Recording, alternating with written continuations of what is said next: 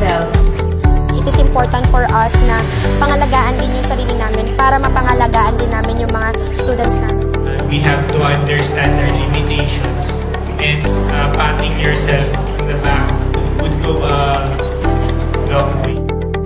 At doon naman po sa caring for others, listening po talaga yung key para maintindihan po natin yung ibang tao sa mga pinagdadaanan. When we talk, we really have to be careful because it greatly affects someone else's life.